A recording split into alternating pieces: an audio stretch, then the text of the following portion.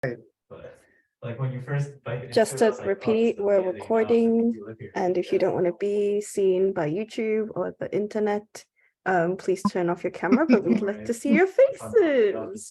Okay, take it away, Steve. Well, greetings, everybody. I'm Steve Bosak. I'm part of the Wednesday Web Jam crew based here in Washington, D.C. And today, Ximena, Duran, and I, who Ximena's right next to me here, but I don't know how she appears to you on Zoom. We are going to be talking about a book that we've read called Think Again. Ximena, do you want to take over? I'll go through the things. You want to go through the things? Thank you. So a little bit of, so just going to start, we will be sharing about our social media, or your beautiful faces. Just a reminder on that. Thank you for being here with us, and a pleasure to be here.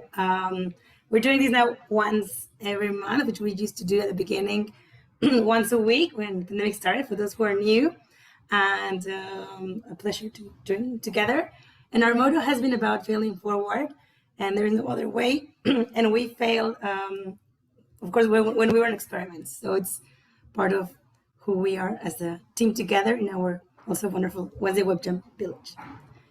And today, just again to remember to be kind with each other, be open-minded, and be empathetic, and being nice to each other. And especially, I think that today's session will be interesting because it will encourage us to indeed expand our minds and our thoughts, and in the end, our thinking. And that's how we like to, Steve, to continue. Or I can share a little bit about how we came together on this. I can, yeah, let me tell you guys why we chose this book. Think Again is by Adam Grant. He's a New York Times best-selling writer. He's a professor of organizational psychology at the University of Pennsylvania in Philadelphia, just a couple hours up the road from me. He's written a number of books, and I think I saw the book at a bookstore and had heard something about him and thought it would be interesting. And I told Ximena about it, and she sounded interested. So we decided to do this web jam together. Think Again is really, the name is quite apt. It's about teaching yourself to be open to new information, not being fixed in your beliefs or opinions, so that you're always ready to learn. You're always open to new information that might change your mind about something. And this is important. We think it's a great connection to people who are doing innovation facilitation, design thinking work, because if you're fixed in your beliefs, you're never going to grow as a person. You're never really going to be able to learn if you're not able to challenge, allow people to challenge your beliefs. So that's a lot about what this book is about. So we're calling this Think Again Part 1 because we may do a follow-up one, but there's a lot of material in this book. We're just going to cover some of it, basically our favorite points and some of the big takeaways that we think are valuable for you. So one of the main messages of this book is that rethinking something and being able to, think about an issue openly and allow yourself to change your mind. It's a skill set and a mindset, right? There are some tools that you can use to allow yourself to be open to new information and be open to changing your mind. And it's about having a mindset. It is kind of that naive beginner's mindset, admitting that you don't know everything. There is a danger in the world of thinking that when you're an expert, or when you declare that you're an expert in something, you actually in some ways increase the chances of being wrong about stuff. If you consider yourself an expert, that you know everything about a topic, there's always going to be something new that you're leaving out. And you want to be ready to be proven wrong, because that means you're learning something new. So that's one of the big points of this book. Our ways of thinking become habits that can weigh us down. We have a certain way of seeing the world, and that's natural. We all have a filter through which we see the world. We have to categorize things. We have to sometimes put things in little boxes because it helps us understand the world and process things more quickly. But those ways of thinking can be challenging. I mean, certainly we have examples of prejudice about bigotry and things like that. Those are ways of thinking that weigh people down. And if you have those attitudes, if you break out of them, that can really open you up to some new experiences and new learning. And one of the big points of this book is that wisdom is knowing when it's time to abandon some of your most treasured beliefs or tools, right?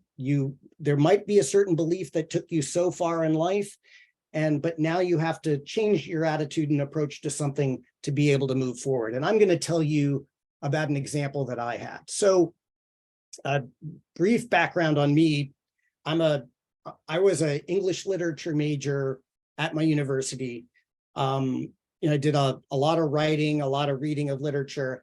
And then in my work life, I became kind of the writer and editor for a lot of the organizations that I was in. I consider myself kind of a grammar,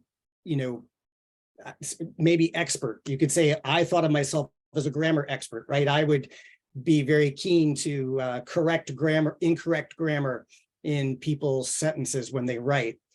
And it came up about 5 years ago or 6 years ago for me that people were starting to use the pronouns they, them to refer to individuals, right? There's he and him, right? We think of them as being for the male, for men, and she, her for women. And that's what I thought of as the two pronouns for individuals, right? Unless you consider it maybe for something that's non-human. But I have 3 children. They're 20, 18, and 16 now, but this happened when they were all younger adolescents. And my oldest child said to me, well, tried to explain that there's people who don't want to identify as male or female. They would prefer to be referred to as they or them. If you're referring to them in a sentence, they want to be referred to in what I would consider the third person plural. And I used to argue against this and say, well, that's silly. They, them means multiple people. There's no way that it can be construed as an individual. And I would come up with this, I would consider now, extreme example of what if there was a fire in the house and the fireman came up to you and said, is there anybody in the house? And you said, yes, they're still in there. And the fireman runs in and grabs your grandmother and brings her out, puts her down, and then runs back into the house because they think there's more than one person in the house still. But the house collapses on the fireman and he dies. And I would say this to my child with this conviction. Here is an example of why you shouldn't use they, them to refer to individuals, because it could kill a fireman, right? That was my approach to this. Well, my wife took me aside after I'd said this thing a couple of times and said, our oldest child considers themselves non-binary. They do not want to be identified as a male or a female gender-wise. And they think that you're being a little bit of a stick in the mud about this. And it's important that you think about our child's feelings when you do this. So I rethought this. I did a little bit of reading on my own, and I thought, why am I holding this opinion? Why am I so stuck on the word they and them, the words they and them referring to an individual? Or excuse me, to a group of people? Why can't it be an individual? And there's been some articles on it. There certainly are languages that use they and them to refer to an individual. And when I learned a little more about gender not being the same as sex, right? There are male sex organs and female sex organs, but gender is more of a construct. There are cultures that believe there are more than 2 genders.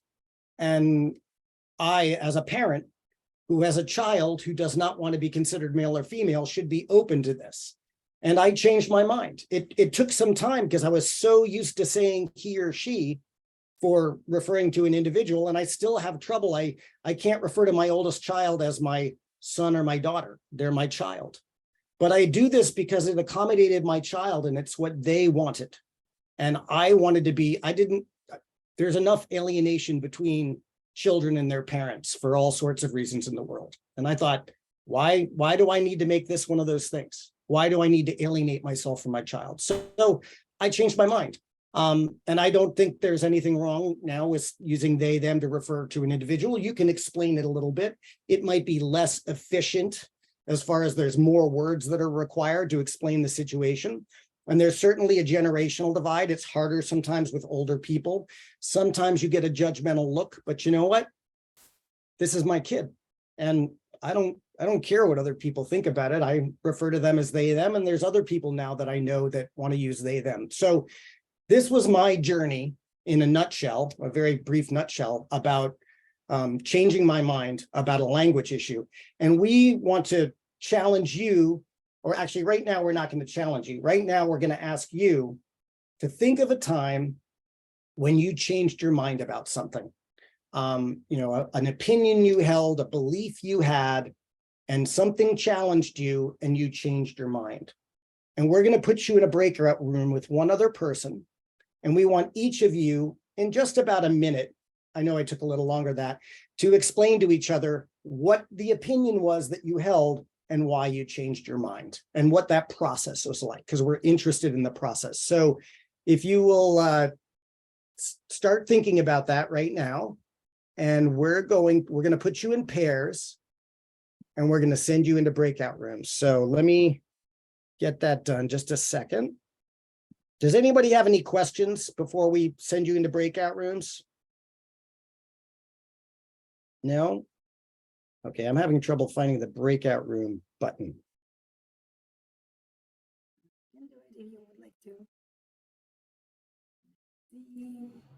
I'm going to stop sharing for a second.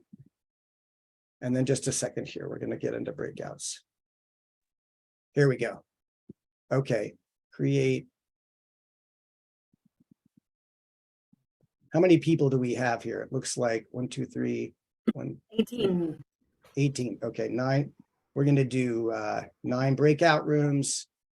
And we're going to assign automatically.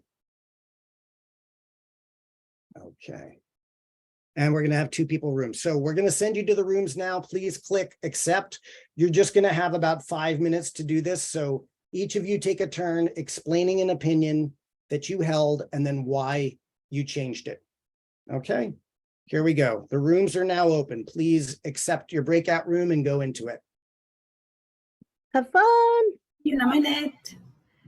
See you in a minute. Welcome, everybody. Does anybody have anything they'd like to share about their experience? I know some people got kicked out of breakout rooms. But anything you want to share about something you noticed, you know, the other person told you or that you told them? Your process. For example, I was asking if it had been like really difficult to change that thought and change your mind and your journey about it, you know, like the first opinion to have another one. I know. I'll go. Go ahead. Yeah, Warren. So I was just telling Donna, in 2006 in downtown Baghdad, Iraq, I ran into the station chief of the U.S. Institute for Peace, who was a gender expert. And I immediately thought, oh, women. Oh, I'm married to a woman. I've got 3 daughters. I know all about women. I'm good. And it's a trap that every man walks into. And for the next 7 months, she, because we had nothing else to do, taught me about gender equity and women, peace, and security, which is an entire initiative at the United Nations. And so it completely 180 switched my perspective. And now I'm able to bring that in my job today to help global peace and stability. So That's great. So it sounds it sounds like oftentimes it's a connection with another person that helps you change your mind. We had somebody else share something. Ilana shared a very personal experience. Like she had a personal experience that changed her attitude about something. And for me, it was that too. It sounds like Warren, you kind of developed a relationship and built trust. yes. Yeah. And that allowed you to be. And it was because of a very patient mentor who could have easily dismissed me as, oh, you're just another stupid guy. But she had a lot of patience and taught me, and I had a lot of questions, and we're all benefiting from it now, 16 years later. Great. All right. Thank you. Ximena, do you want to go into some of our debrief on the book, some of our summary of the book? Our insights, yes. So I wonder first if there was anybody else who could start reading the book or had read a glimpse about it, watch a maybe talk with Adam Grant. Yes, no, nobody. Don't worry, because I know that Danny shared in Danny got a the Portuguese. village. Yeah, like you got a Portuguese book. Have you Oh. started reading? Yes, well, look here in Portuguese, but I am in the middle of the book. I Don't worry, that's where no. we will cover that till that. Don't Okay. worry, that's why we But- call it part 1. In Portuguese, tá? All Again. Wow. But All But right. so if you didn't read it, we will start sharing more about on those No, insights that was shared. I was Ah. talking.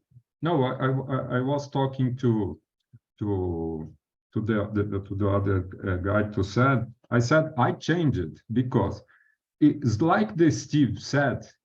My daughters, 28, Marina and Beatriz, Dad, you have to open your mind. I said, why?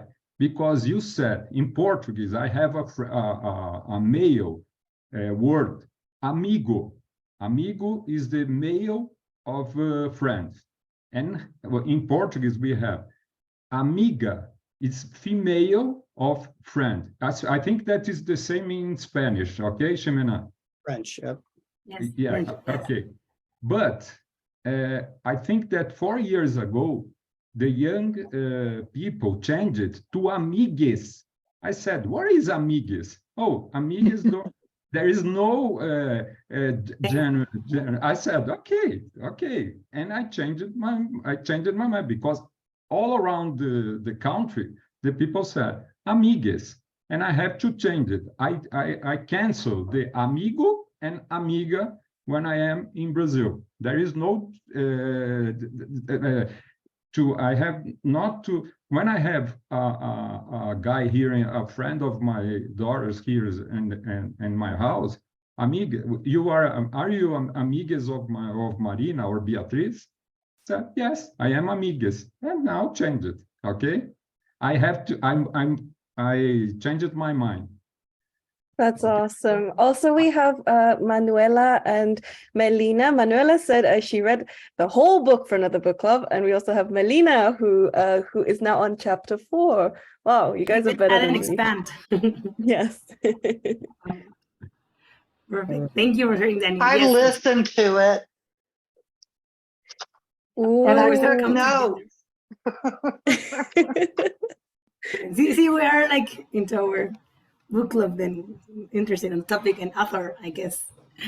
So we'll start on first of all, what he starts sharing on this part of the book is making us become aware sometimes our thinking modes that we have. So once we have an opinion, we can start having 4 different ones. One can be a preacher, and that means that once we have an opinion or belief, we start to share with everybody, like this is right, and we try to convince the other, and that just makes us not see what else there is out there. And sometimes we can go into the persecutor mode. That means that we would just tell everybody how they are wrong, and then we would be pointing out the mistakes on their thoughts and their beliefs. There's another one, which is called like politician, that sometimes you just want to be agreeing with somebody else, perhaps, and not really showing like that you're convinced, but in the end, you know that your opinion hasn't changed at all. And finally, there's another one, which is becoming a scientist. But it's not about being in the lab and the testing things, but testing your thoughts and looking for reasons and being curious and being open to discover what else there is. So we can go in life being a preacher, prosecutors, politicians, or developing our mindset as scientists do. Steve, can you continue? Yep. Number 1.2. And what happens out there is that sometimes there are people who can show like true confidence, despite they're not that they might not know a lot of their topic, but then they show it, and then they can be prosecutors or politicians or preachers. But when we are also show this part of being humility or humble, it's to know that there is more to learn, and sometimes it's admitting that we don't know, and but just have faith also in our capabilities. And usually at this moment, we can also find that there's an extreme where we can have the imposter syndrome, right? And when we experience imposter syndrome, it's when we doubt on ourselves, on our knowledge, and we usually associate it with a detrimental state. But there is an upside of it. And with research that was done is what people who can face it is that sense makes them look for more information and to learn more and to be motivated to expand their thoughts, because it's about, okay, maybe I don't know, I know I have these part of myself that doesn't believe in it, but then that pushes me towards then finding again things that can support me on my growth. And the next part. Ximena, I have something to add there. I thought it was interesting that the author said that when people such as doctors, when doctors have imposter syndrome, oftentimes those people who say they have imposter syndrome get better reviews from patients. They seem to be more apt at listening to the patients and learning about what's really going on instead of jumping to conclusions. They don't act like an expert who knows it all. So that having that imposter syndrome mindset doesn't mean that you don't have knowledge or that you're not an expert. It can actually really help you the way other people perceive you and your willingness to understand them. Sorry, go ahead. Yes, perfect. Thank you. So, and then of course, in this part of our journey, when we find out that we always want to be right, we feel happy when someone tells you, "Ah, you were right," right? There's this joy or little smile inside. But yeah, when someone tells you, "Oh, you're wrong," honestly, inside of us, it's not like, I made a mistake, or yes, I'm wrong. So the question is about, and how can we experience this part of being wrong in a more joyful way? So that's also part of the challenge, which is also possible. And we'll see how we can then unlock that joy of being wrong. And the first of all is that we have this experience of feeling quite bad about it because we associate a lot our current present with our past. So once we detach our past from our present, then we can just rethink better. And that's also good for ourselves and our mental health, like, who am I today? Who am I this person? Rather than always connect to the past. And the second one is to detach our opinions from our identity. Sometimes we grow up and we think that, let's say, with an identity that you want to have your whole life, but that doesn't suit you. And what is best is to attach yourself to your values in the end, to your core principles, to know what those are, and that those will be what your life will be guided by. So who you are should be a question again of what you value, but not what you believe. And that, of course, we will hope when we see this, that we will not be defined by our beliefs, then we will be more open to change them. And we will discuss at the end why it's in the end okay. Thank you, Steve. Or you want to add something else? Okay. Do you want? Yes. Yeah. Well, obviously, the purpose of learning, if we have a value, our values are about curiosity and learning and trying to gather new knowledge. Those are better values than saying, I value being right all the time, or I value that, they, them is a third person plural pronoun, right? Let's base our beliefs or base our value system on learning and gathering new knowledge. So one of the things that Adam Grant talks about is oftentimes we have support networks in the world, right? People that we ask questions. If you're making a decision, like a big life decision, maybe it's about a relationship, maybe it's about a job, maybe it's about, purchasing a certain car or a house or something like that. You call people up and say, hey, what's your opinion about this? And they give you some advice and some support. But oftentimes those support networks, not always, don't challenge your ways of thinking.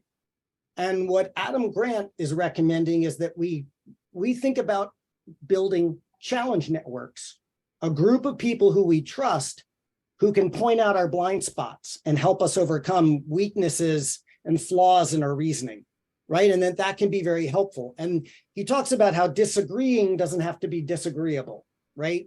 You've probably heard this before, but there's relationship conflict and there's task conflict. And he talks about the importance of at work, trying to get away from relationship conflict and move towards task conflict. And then that's very healthy.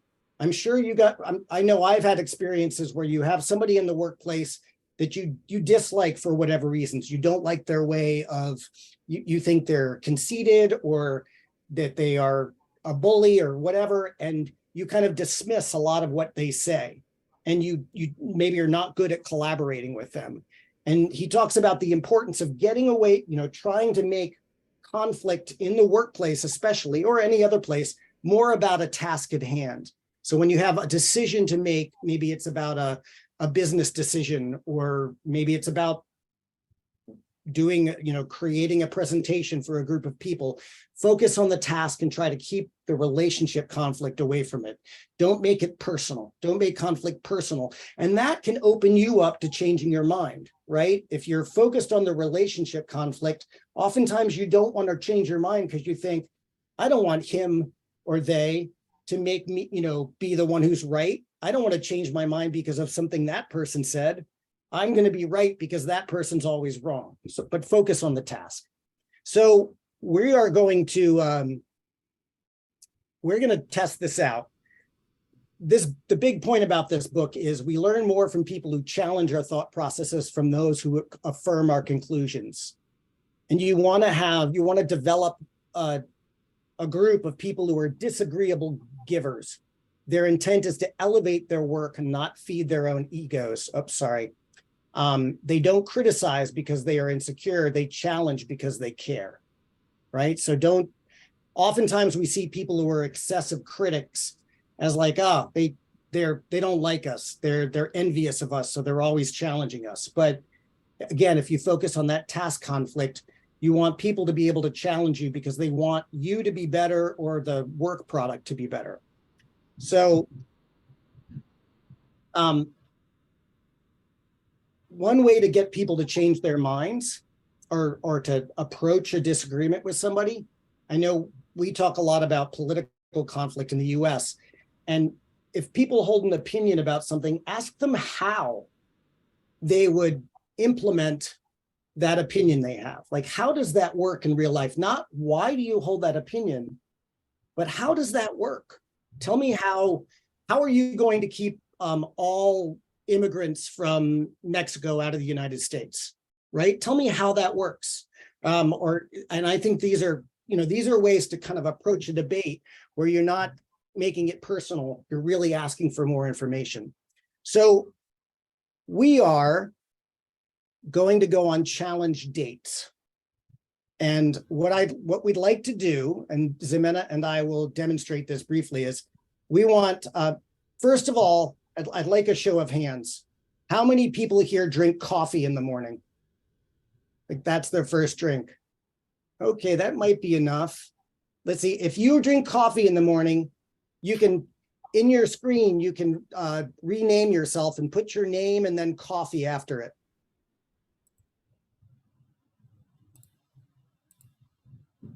And now, how many people drink tea in the morning?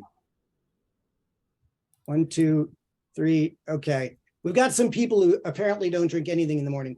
Please, if you're a tea person, put tea after your name, right? You rename yourself and put, there we go, Katrina T. Okay, good, great. And now there's some people like Connie and Elizabeth and Anna and Bokuti, Juliana, Melina, you and Kanan. I'm just going to make you look at, we need a balance. Yeah, you got to choose coffee or tea. It might not work out exactly. We're trying to pair you up, but you'll see how this works in a second. Ximena, can you tell us about an opinion you have that you're open to maybe having that be challenged? Okay, so a topic that I would like to be open about and think is on digital nomads. So digital nomads are people who, through their work, which is digital, they can travel around to different places. And that means that they are, for example, here in Mexico, many of digital nomads are arriving to the city. And there, I think it's okay for them to be, my opinion is that it's okay to welcome them here in Mexico. And that's my opinion. But I've found that some people disagree with the concept of digital nomads, and due to the problems with the prices rising and people having to move to other places which they can afford. But at the same time, I'm reading about what other policies that government should have implemented, and that it's not a reason, it's not their fault. And also, when we see them as a problem, then also xenophobic behaviors could arise. But that's a topic and opinion that I would like to expand or have more depth on. Great. So, Ximena, how do digital nomads affect the city where you are? How is that working? Is that displacing people? Is it causing problems? So right now, yes. I mean, what it's people who are born and raised in Mexico and live here, they can't afford rent. So because digital nomads, like, they are earning in a month what maybe not even the average person would earn in a year in Mexico City, for example. So and also people who are working, let's say in the restaurants or cafes or services, even though these people can afford the prices, and prices have been higher, people who are working, they're not getting the benefits either. It's not like their income is being raised as well. So it could be translated as sometimes maybe the owners are only the ones who benefit from it, or the ones who own the real estate. It seems that way. But maybe, there's other perspectives to see around it. Okay, thank you. So look, we didn't have enough time for me to really challenge Ximena, but what we want you to do is to go into your room, and one of you is going to be the opinion holder. And I'm going to suggest that that's the coffee person, although I know there's some people who are neither coffee nor tea, and that's okay, right? It's okay to have no coffee or tea. I'll be very open-minded about that. So we want you to choose. I have an opinion that I want to express to you, and I'm willing to have you challenge me on that. And I want the person who is not the opinion holder to start challenging them that in a friendly, open way. Start asking them questions about their opinion and see if you can get them to open up that opinion a little bit and consider another point of view. We know that this is very off the cuff, and that none of you are prepared to defend an opinion or to challenge an opinion. But we're going to ask you to do this and try to have a friendly conversation about it, where the challenger is talking to the opinion holder and trying to get them to change their attitude on it. So we're going to give you about 7 minutes to do that. I'm opening the rooms now. Please go give that a try. Enjoy that conversation and the this is your question challenge date. and the challenge date. See you in a bit. All right. All right. How did that go for people? That was great. Did My partner was amazing. Oh, good. Did somebody change your mind or about something, Tanya? She just opened up to a third possibility, which was Okay. great. And she just had really great, challenging questions that didn't put me on any kind of defensive. So I was taking notes as she was asking the questions because I was so impressed. She did a really great job. That's Tanya, great. who's your partner? Is it Colleen? Is that your name? Oh, Connie. Okay, Connie, Yeah. great. Yeah. So one of the things that you hear about is that when you want to change somebody's mind, if you adapt one of those personas that Ximena talked earlier, like preacher or politician or prosecutor, those are usually the least effective ways to change somebody's mind. The most effective way to break through somebody's ways of thinking is the scientist mode, which is asking questions, right? Which I think a lot of us do. I don't think a lot of you would be here if you didn't have open minds and wanted to learn new things. But you really want to ask people how, what, get them to describe more about what they're talking about. If you're trying to seek more understanding about their opinions. I know in the US, we've certainly had trouble with this, with political differences over the last years. And we get stuck in the binary, like you said, Tanya.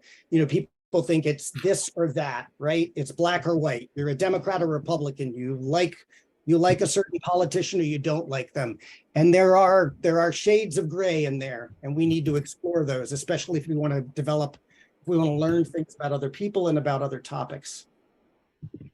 So, Ximena, So this is very interesting because Adam Grant in the end tells like, well, psychologists have found that the person most likely in the end to persuade you to change your mind, who do you think that person is?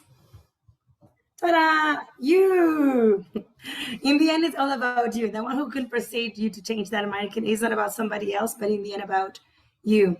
And just a reminder on that, there wouldn't be progress without change. And again, those who cannot change their minds cannot change anything. So as we as change makers, we'll sure be changing our thoughts, and especially just to remember that it's okay with it. Times change fast, our ideas and opinions can too. And back to thinking that learning requires humility, to realize that we always have something to learn. Right. In the end, I would say about this, I'd highly recommend this book because it does have some other tools and formats for helping you rethink things and helping you have discussions with people that you want to maybe change their mind or open up their mind to new possibilities. Adam Grant definitely approaches things like a psychologist. He has a lot of research about stuff, like the research about people with imposter syndrome are often seen as more capable and more sympathetic and empathetic in their jobs than people who think of themselves as experts. I think in general, I know this in innovation consulting, we have said before, like, beware of the experts because they think they know everything. So therefore they're not open to new possibilities. So you have to encourage people to be humble in their learnings. We are running out of time, and I really want to thank you all for being here. We're going to stick around for the backstage if you want to talk more about this. But I want to ask MIMP to introduce the next web jam in May. Hello again, everybody. So next month in May, 17th of May, 5 p.m. Amsterdam time, 11 a.m. New York time. Remember, same time. But if you're in Asia, it might be different because daylight savings has started. So we have a session with Taryn Lee, who is a theater trainer, artist, and co-director of the Drama for Life Playback Theater Company. And it's going to be a session that's quite interactive. You're going to be lots of playing with your hands. Literally, the session name, Taking Matters into Our Own Hands, that's what it means.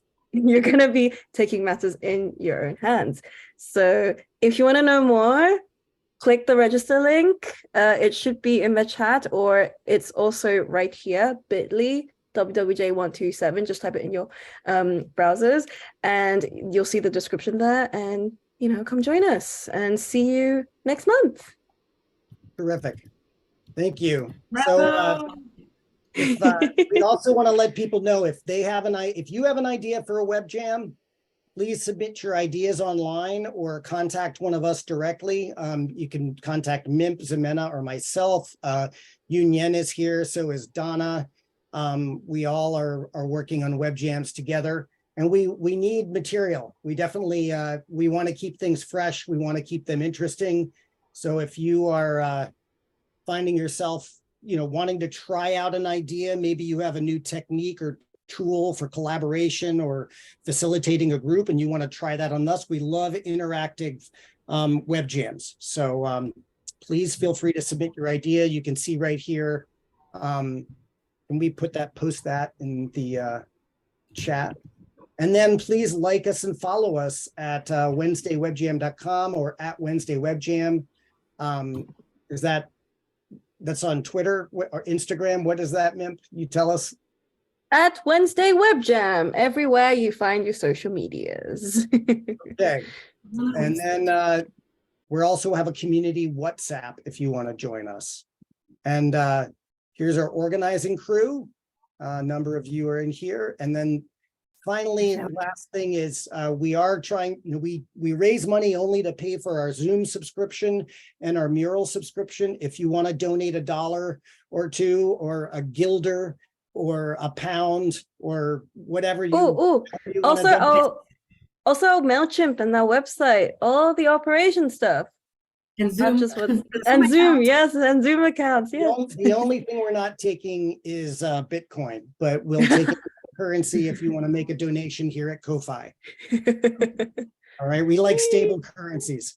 Okay, we're gonna turn off the recording and welcome you to the backstage, and it's open season. Anybody have an idea to share? Let us know. And before we do that, goodbye to YouTube. Bye. Goodbye to the recording. Bye. Everybody.